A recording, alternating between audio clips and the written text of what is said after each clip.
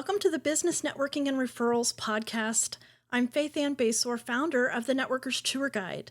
I believe every conversation holds an opportunity. You just have to know how to recognize it and create more of them. That's what this podcast is all about. Let's get started. Listeners, I have a treat for this episode. I am welcoming an expert that I met through networking on the podcast today. Adam Schaeuble is with the Podcasting Business School. He has a wonderful podcast, and he's going to talk to us a little bit during this episode. Adam, thank you for saying yes. Yeah, Faithann, of course. This is an easy yes. I love your niche. I love the content that you're putting out. We've talked a few times. I just love your energy and your personality. I can tell you really enjoy the evolution that you're going through as a content creator. So I think it's pretty cool. Thank you. And networking gives me these opportunities to be in front of people I would have never been able to get in front of.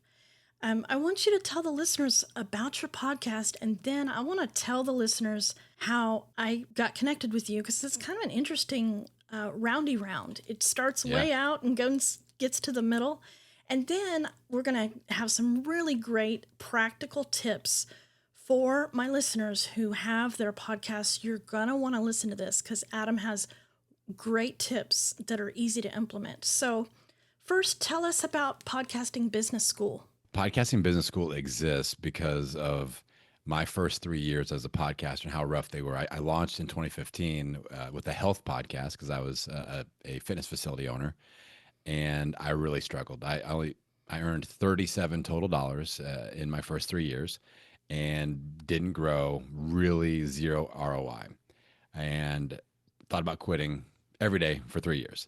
So Podcasting Business School came about in 2018 after I'd already started to figure some things out. So the first 3 years, I made zero money pretty much. But by the end of year 5, I had replaced my income as a fitness facility owner, and I sold that business and went full time. So like Podcasting Business School is kind of like the fast forward button of what happened in years 4 and 5 and how I started to earn meaningful income, grow my audience. I started cracking some of those codes.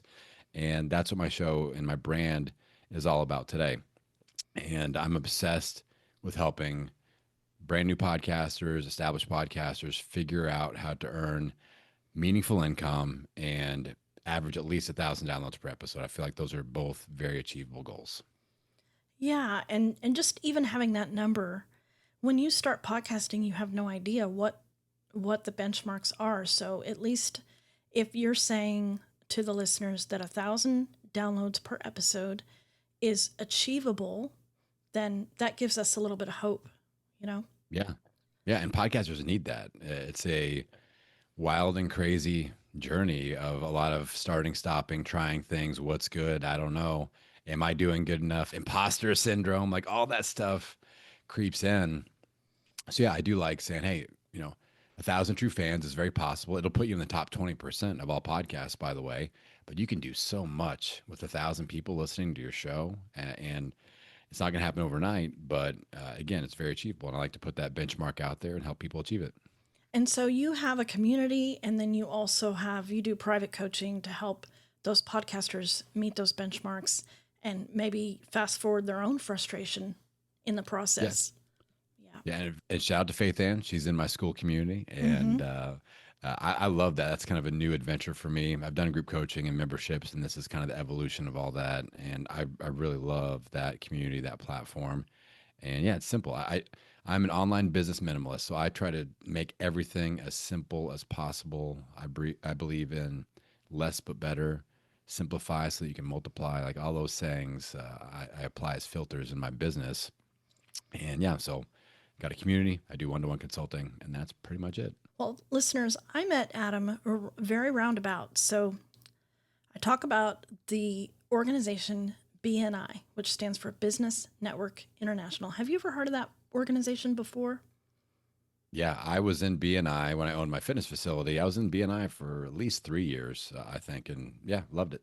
Okay, so they have the Business Builder. It might have been called BNI University when you were a member. So I was playing around in the online learning platform that members have access to, and I found this webinar, and it was called The Selling Staircase with Nikki Rausch. And I thought, ooh, selling staircase. I don't know a lot about sales. So I'm going to click on that. And I watched and I just fell in love with her training on the selling staircase. So I got in her funnel because she's just awesome. And then I joined her Sales Maven Society about probably 6 months to a year later. And I've been in that for a long time. And I'm getting to you, I promise you. I'm So interested. I'm in her Sales Maven Society, and she has a Facebook group. And every February, she has member appreciation. And what she does is she incentivizes lots of different activities that she wants her members to do. And one of the incentives was to have a one-to-one with other society members. So I had a one-to-one with one of my former guests, and her name's escaping me right now, which is terrible, but she and I had a one-to-one, and so we were talking, and she's a dementia coach, and my mom had dementia, so I was very interested. And then she asked me, how's your podcast going? And I said, well, it's going okay. And she said, well, are you earning money from your podcast? And I said, not really, but, and I listed all these advantages. And she said, I have a podcast you need to listen to. And she suggested you, and I've been listening ever since. Nice. So that's how I I love met it. you. Yeah. Yeah. I love it. Yeah. That, and that's part of the power of like creating content and a community within content where like it kind of still blows my mind when people refer me to other people on their own without me asking them to do that. That's crazy. Well, you build cheerleaders. Like good people want other good people to be recognized and exposed, and that's what networking does. It just builds cheerleaders for you when it's done properly. So then I think I attended your first. You have a really nice group networking call that you invite podcasters to, which is so smart. Here's what, if you're looking for a guest, if you want to be a guest, and you have a nice script that you make us follow, which I'm a huge fan of no more Tasmanian devils. One thing. Who are you looking for? What kind of guest would you be a good guest for? The name of your show, and that's it. And you've got a timer, and I love it. So since then, I've just been like, okay, Adam knows what he's doing.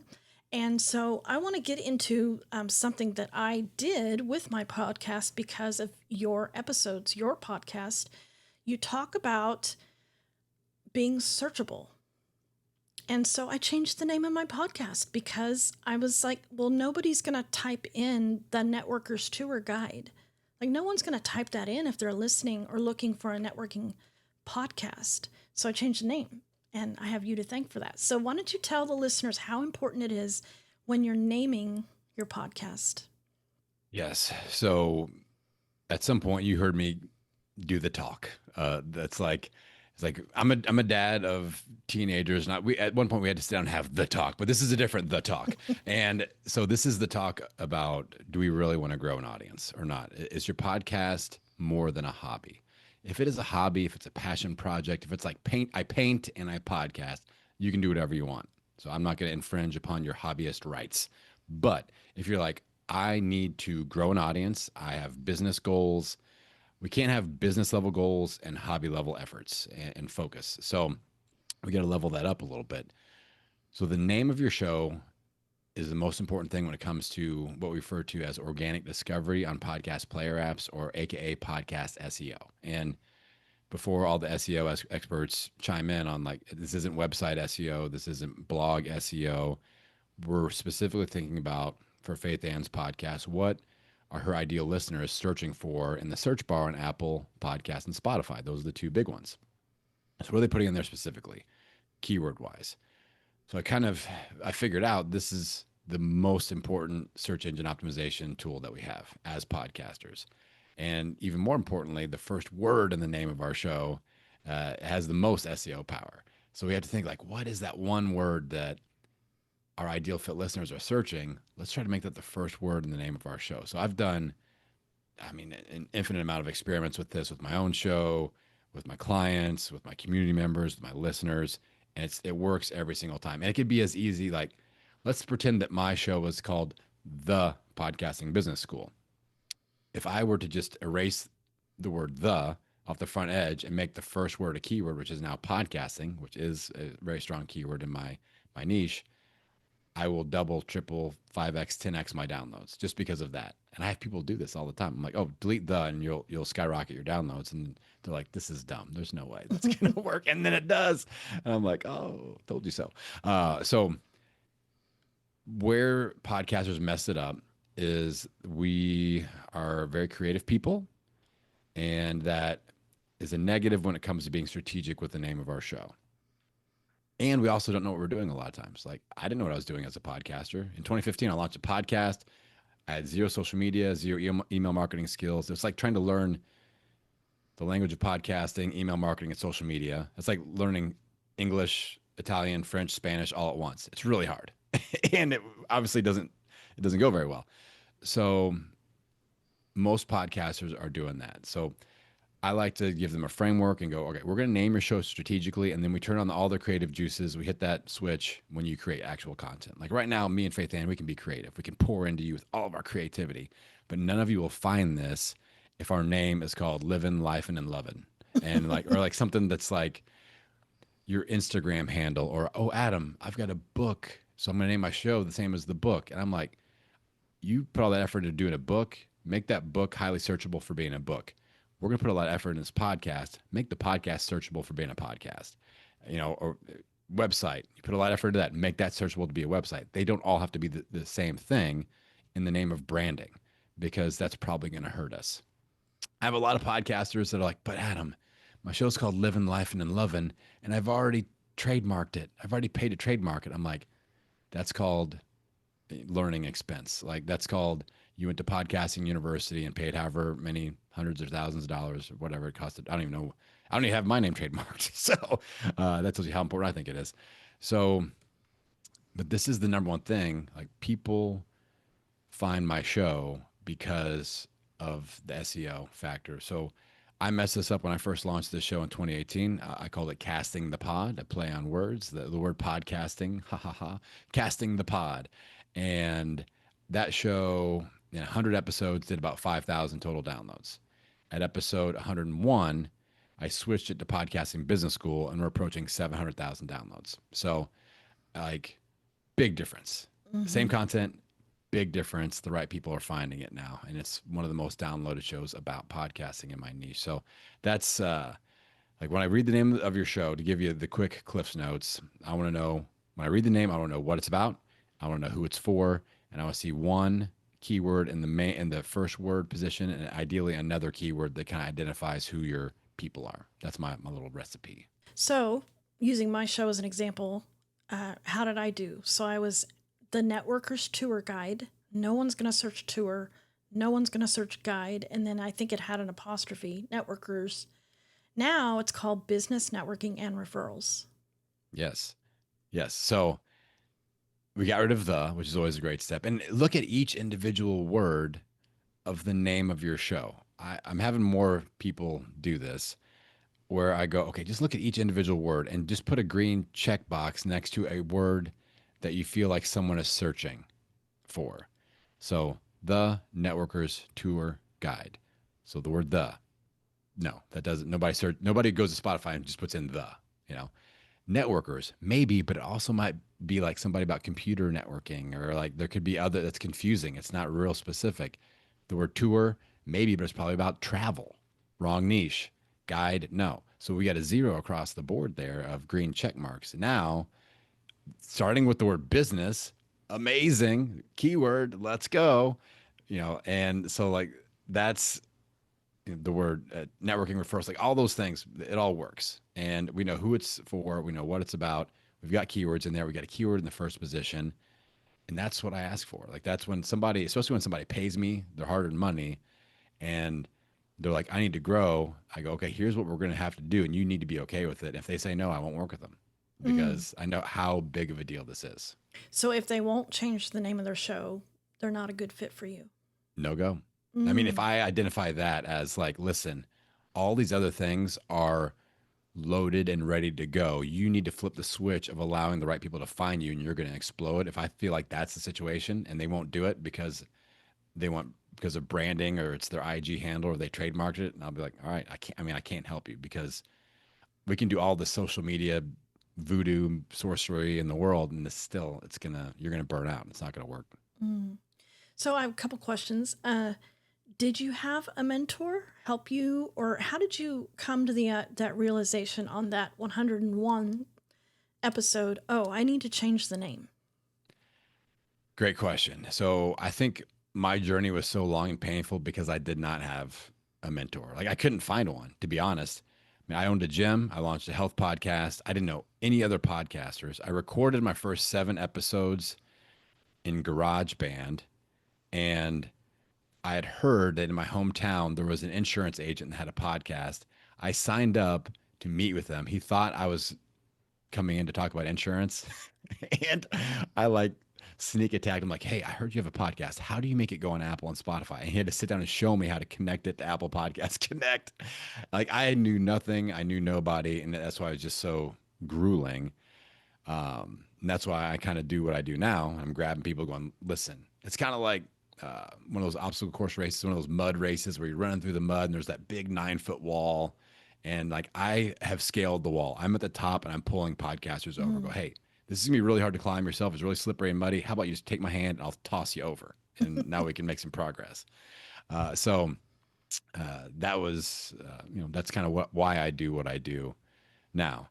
Now, when I made the switch with podcast from casting the pod to podcasting business school, it was just kind of an experiment. I'm like, honestly, it was more about like I wanted to talk more about business, and I didn't really understand the keyword thing yet. I kind of lucked into it, to be honest. And then I was like, whoa! I mean, the downloads exploded, and then I was like, my content is the same. Why is this happening? And I remember I eventually got a hold of Rob Walsh, who was at Libsyn at the time. Now he's at Captivate FM. And I heard some of the things he was talking about with keywords. I was like, this is why my show is going crazy.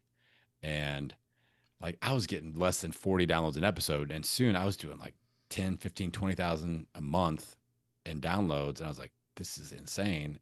And literally the same content. So Rob kind of clued me in on why that was happening. And I was like, this is the thing.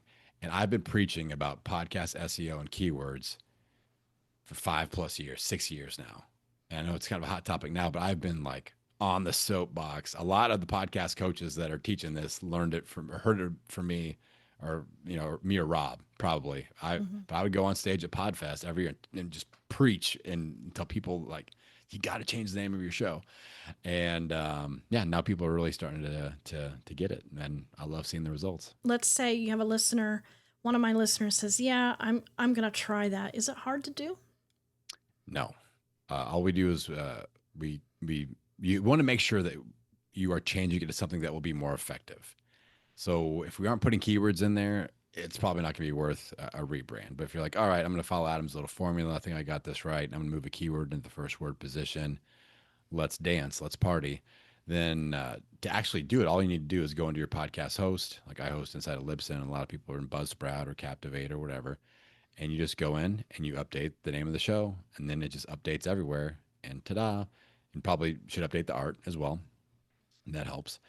And it will refresh within all the podcast player apps within 24 hours. Now, that being said, I have a little bit of a strategy where what I like to do is kind of a 3-week rollout where the first week at the end of my episode, I'll just go, hey, and make sure you tune in next week because I'm going to explain, we're going to do a little bit of a rebrand. Then that next episode, I kind of explain the rebrand, why we're doing it, especially if you're pivoting a little bit content wise, or it's kind of a good refresher episode, what the show's about, who it's for, connect with your audience a little bit. And then you go, hey, the next episode is going to be the first episode of the new branding. So stay tuned. Then if we want to get really specific, what I like to do is wait 3 days and then I switch it to the new name because I want my people, most podcast listeners will listen to a fresh episode within the first 72 hours that it goes out. So I want them to hear that episode explaining why the art is changing, why the name is changing, so that they aren't confused mainly. And then we give them a 3-day window. Hopefully they've listened to it. We flip the switch. But then also if you're doing a weekly podcast, that'll give the podcast player apps another 3 days basically to update everything so that when you're on the show, it's saying new name, new name. It's not the old art and not the old. So it's kind of a nice little sweet spot in between. That third week, you've launched a new show. And I'm a big fan of just continuing your number system if you number your episodes. So I don't start over at one or anything like that. I've never gone back and changed the art in old episodes or deleted out me saying the old name. Like if you listen to the first 100 episodes, it's welcome to Casting the Pod, the podcast about podcasting. And I think I started using Pod Pals at episode 101 too. Maybe that's like I started calling my audience the Pod Pals. I think that was two things happening at once. Yeah, I noticed that. I thought that was kind of neat that you do address, it's Yeah. different. It's a program interrupt. And I think you have to be careful about Apple because they're so picky about that art. So I changed my name and it took a long time for the art to change with it because Apple, but Yeah. I just kept going. You just Yep. kept going. And I knew that I knew that I had a better name. So that held me until I could finally get everything figured out. So now we talked about the name, and then one kind of other topic I was hoping we could address on this episode is your newsletter strategy. And something I'm working through is this idea of a newsletter instead of a lead magnet, like 10 questions to ask in a one-to-one. It's hard. I'll be honest. It's been a hard change, but I am trying it. So talk about the advantage of asking people to sign up for a newsletter as opposed to sign up for my free fill in the blank. Yeah. I love this topic. And again, I've got my online business minimalist hat on. Let's do less but better. And let's just compare a lead magnet versus a newsletter opt in. What do they want? What are they asking you for? So let's say, like I used to have a podcast growth scorecard. When someone would opt into that, what do they want? They want the scorecard. That's what they're asking for. Hey, I would like this tool. This sounds interesting. I would like to get it. What they're not asking for is, Adam, please put me in 17 email funnel and try to sell me something that costs 5K every 3 emails. That's not what they're asking for. Do these people even want emails? Maybe, maybe not. Especially if they're cold, like we spent Facebook ad dollars or something like that, and we brag about, like, I'm getting an opt-in every $5, but a lot of them opt right out or don't open, which is even worse. What's worse than getting a non-opt-in, I guess. So that's a lead magnet. A newsletter, when I promote my newsletter, I say, listen, you're going to get a newsletter every single Thursday. I sit down and I write it in real time, and it's going to be different than the topic that I talk about on my show. So if you want maximum podcasting tips on launch growth and monetization and earning meaningful income, if you're serious about it, you need to listen to my show and you need to dive into my newsletter. I'm going to send it once a week. You can get one podcast episode a week on Tuesday, one newsletter on Thursday. And when people opt into that, they want the newsletter. They want the email. They want to open the email. They want to consume the email. They don't care what the email title is. They care who sent it. They open it because of the sender line, not the subject line. So this is why I had two coaches recommend this. Like, Adam, your newsletter is really good. You got a fast growing newsletter list. They both are like, do us a favor, just do a little experiment. Stop promoting lead magnets for a little bit, maybe 3 months, 9 months, and just promote this newsletter and let's see what happens. And I doubled my list from the 2000s to the 4000s in 9 months. And I was like, okay, message received. And the newsletter is something that I love doing. I don't love creating email funnels and lead magnets. I'm like, ugh, Yeah. boring and weird and like it's not ELF, easy, lucrative, and fun. That's what I'm all about. So and the real trick is this cannot be a little opt-in box on your homepage that says get my newsletter, because again, that's not going to be a win. Why? What are they going to get from that newsletter? So I have its own little opt-in page where I don't distract for anything. Like I've got a client that's got 25 million podcast downloads, and I corrected their newsletter strategy because their open rate was like 8% or something like that. It's like, oh, it's a newsletter page, but they were promising a PDF downloadable thing and all this other stuff. Like they want the little downloadables, the incentives. They don't care about the newsletter, and that's why they aren't opening it. So I'm like, singular focus. Here's what you're going to get from opening this newsletter every single week. Opt in, start getting newsletters. I have one welcome email. I don't have a funnel. There's not a you want newsletters? That's what you're going to get. You're going to get one welcome email that says, "Hey, I'd like to get to know you for a second." I ask people what their main goal is. Is it launch, growth, or monetization? They can reply and ask me a question. I always answer. It's always me in my inbox, my DMs, and then they just start getting newsletters. Boom, they get exactly what they want, and I incentivize them again through the show by saying, "You're only getting 50% of my content. That's really, really good if you only listen to the show. So why not?" That's important. Yeah. So you're telling them that they actually miss out if they don't subscribe to the newsletter, because your newsletter is not just a way to promote your podcast. There's actual Correct. stuff in there. Yeah. That's a huge mistake that podcasters make. It's not a newsletter; they're doing a promotion email. Is your if your email has value on the other side of it, people will open it. If it has promotion on the other side of it, they're not going to open it. And the cool thing is, you can do both. Like I do both. I promote one thing, usually like in the PS or something like that, or like if you enjoyed this value driven newsletter, if you have this problem and need some help with it, here's a link to do something about it, which usually involves joining something or paying me. And I do that in the newsletter. So it is, or hey, check out my latest episode. I'll put that in the PS. Like I still promote my episode, but the newsletter is not about the episode. That's like you got to put enough value to get that open towards like I'm going to learn something by clicking on this at this point. So the newsletter teaches something, a concept. Yes. And then I think Yes. I've heard you say that it's actually about an episode, but it's an older one. Yeah. Yeah. Yeah. So that's the next big question is people go, Adam, you just asked me to double my content load. Now I got to do because I'm big on a podcast episode every week. You know this. And I'm like, I want one every single week. And now guess what? I also want a newsletter every week. And Mr. Leading by Example over here, I've put out a podcast episode every single week, never missing for 11 years in a row. Also done a newsletter 8 years in a row, every single week. How do I do this? I got a little content flywheel. So let's say, okay, Faithann, how many podcast episodes do you have out there in the wild right now? I have 88. 88. Okay, so here's what I would say. If Faithann was like, I'm going to start creating my newsletter next week, here's what I would say. Okay, Faithann, you just did episode 88 on your show. Let's go back to episode 10 or 12 or the first 20. Let's pick out an episode topic, take those notes and write a newsletter from it. And then next week's newsletter, if this week was episode 12, next week's will be episode 13. The week after that, episode 14. You just take your notes and write a fresh newsletter. It's not word for word, it's not a transcript, but I've got all these notes and bullet points and things that I want to talk about. And it's been maybe a year since that episode came out.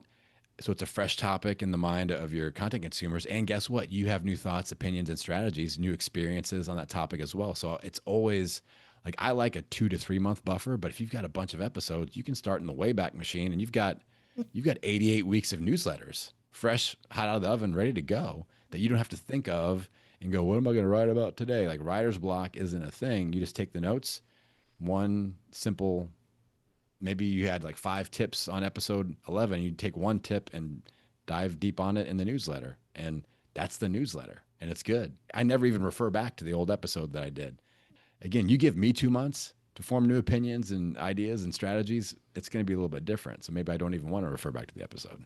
Yeah. And people they need to hear things over and over. I talk about your introduction, your 60-second introduction at a networking meeting. And I feel like I've just talked it to death, but there's always new people that, oh, you mean I don't need to list every single service that I do in 60 seconds? Yes, you don't need to do that.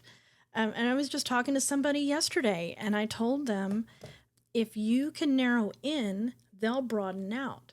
But if you never narrow in, they can't take from broad and get narrow, but they can take a specific thing. I'm looking for your neighbor who is also hiring a landscaping company and a house cleaning company. That's a perfect referral for me in my window cleaning business.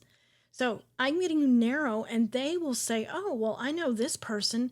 They don't have a landscaping company, but they were just talking last week that they would need a house cleaner.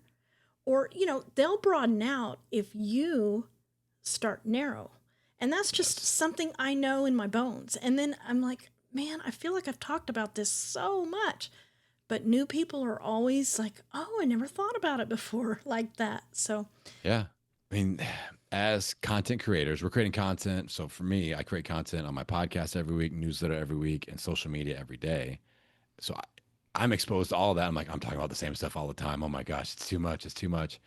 And I step back and look at it and I go, okay, let's say that 30% of my audience listens to my podcast and about 50% of my emails have, or my email open rate is like 50 to 70%. And then social media, we know like 6% of our audience actually sees it. So the repetition is there. Like you said, they need it, but also new people are discovering us every single day. If we hit the organic discovery SEO thing on the show, like people just found me just right now. Somebody just searched podcasting tips on Spotify. They just found my show.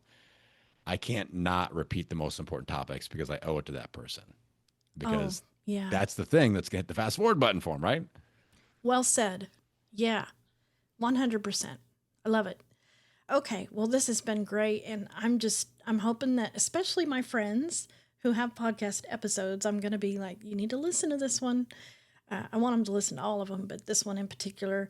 I will say that one of the things, aside from the monetization and growth, one thing this podcast has helped me do that I'm very proud of is it allows me to be a resource for those people who aren't yet ready to hire me. And I feel good about that. I can't help everybody. If they're a brand new business owner, and maybe they still have a part-time job, they're not going to be able to hire me just yet. But I can send them an episode and I can expose them to me.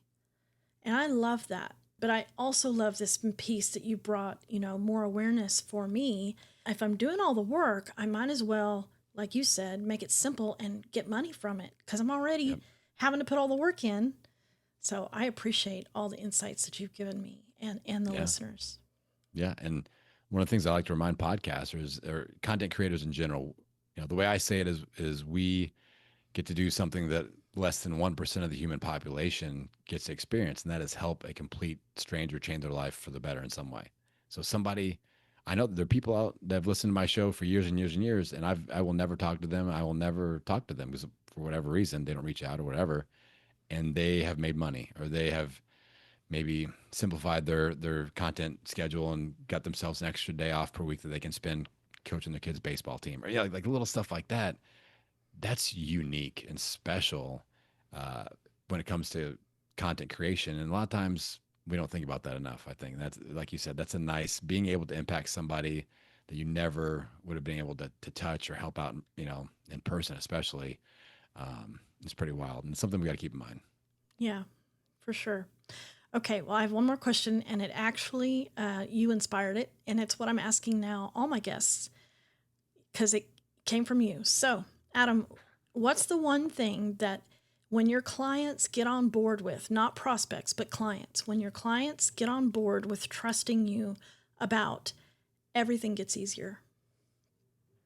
I think it's what we talked about with the SEO. When people buy into that, and some people I have to literally get in an argument with them about it. And I'm like, you can always change it back. I'm like, try this for 7 days. I'm begging them, 14 days. Give me 21 days, please. And if it doesn't work, we can always switch it back. We don't even have to do a big rebrand. But then all of a sudden, somebody doubles their downloads, or somebody gets 50 new listeners, or somebody gets their first client that reaches out. And that spark as a content creator is lit again. It's like when they launched their show, that same sort of fresh energy is back. I love seeing that because that's possible for all of us, but we have to be willing to realize that we kind of don't know what we're doing at first. So it helps to have somebody that's been there to guide you along the way.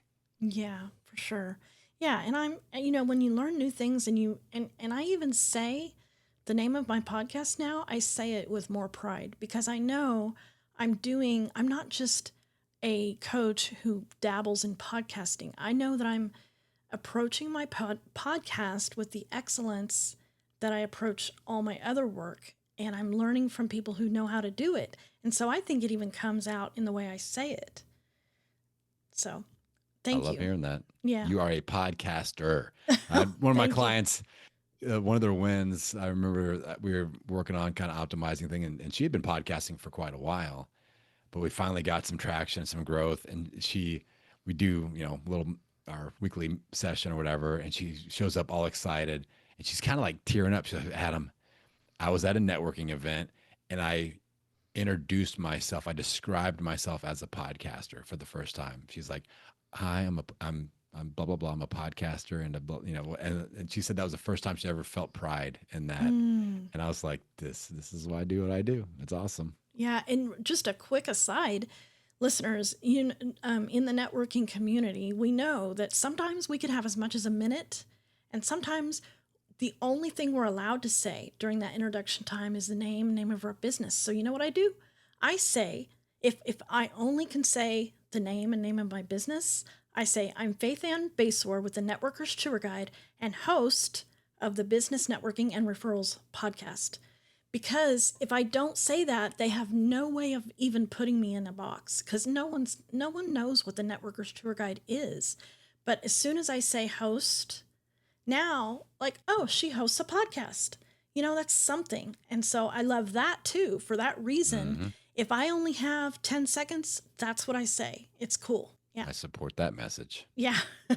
Where can people find you, Adam? Where can they sign up for your newsletter? Where can they find your show? I want you guys to check Adam out, especially if you have a podcast. Please go and find him and listen to the podcast. Yeah. So you all are listening to a podcast right now. What you can do is hit that search bar and put in Podcasting Business School, and whatever platform you're on. I want you to start with episode number 608. That's kind of my SEO manifesto, where I talk about all that discoverability stuff, literally the strategy that got me over 1 million downloads. So start with episode 608. And then from there, we'd love to have you come hang out in my school community. If you guys are on the school platform, you can just search Podcasting Business School, and Faith Ann's in there. We're doing trainings. It's the thing that I'm obsessed with right now. So those are our two ways. And then if you're plugged into my podcast and plugged into school, you will know how to get to my newsletter. You'll know how to do all the things from there. But no, it's something that it's changed my life. Like I have a 3-day work week Hmm. compared to when I was working 80 hours a week. I worked myself into the hospital 3 different times as a fitness facility owner. I was the health guy working myself into the hospital because I was putting in so many hours, so much stress, so much anxiety, and being a content creator and trusting in that and going on that journey, it completely changed the trajectory of my life, my health, my relationships, everything. So it's a special journey. And, for you all that are listening to this show, Faith Ann's on that same journey, and she's doing a great thing here. So continue to subscribe and listen in. You're in a really great place here with her. Oh, thank you so much. And listeners, um, networking allows you to take those chances. It allows you to get exposure to the people who are going to stretch you a little bit. So I want to encourage you to have the conversation that you're kind of afraid to have. I was a little bit hesitant to invite Adam. Like, what if he says no? Don't be like that. Take the chances and change the name. If this has resonated with you, change your name and see what happens. Go and network. I'm rooting for you.